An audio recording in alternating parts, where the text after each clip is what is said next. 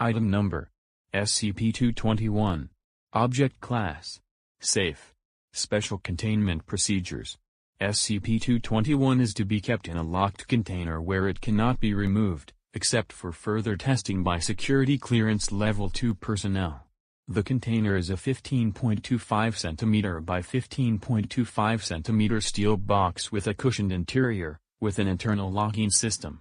The container is to be placed in a locked room, with a guard to ensure that SCP-221 is not taken. Description: SCP-221 is a pair of tweezers made out of gold, made in the 16th or 17th century. After subject testing, it was noted that the damaged areas, which had been used to gather material samples, were smaller than they had been prior to the test.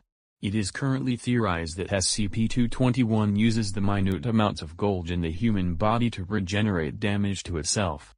Subject testing revealed that SCP-221 creates a highly focused case of obsessive-compulsive disorder in any person which uses it on their own body.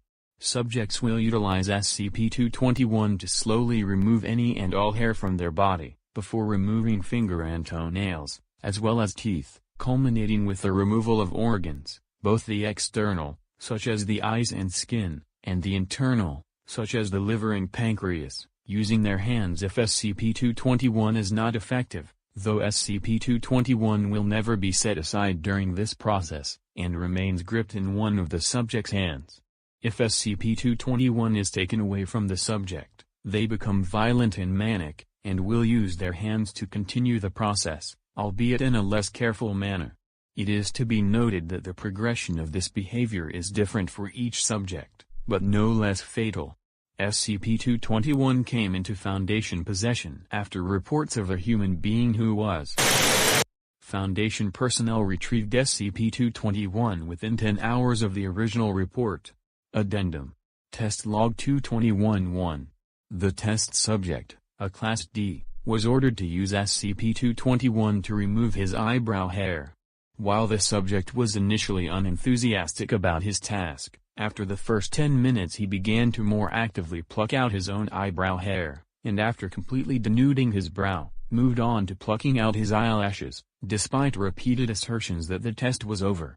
When released after SCP-221 was taken out of the room, he began to pluck out his eyelashes with his own fingers, completely removing all of them before moving on to his toenails. The subject completely removed his toe and fingernails, before yelling and smashing his own face against a wall.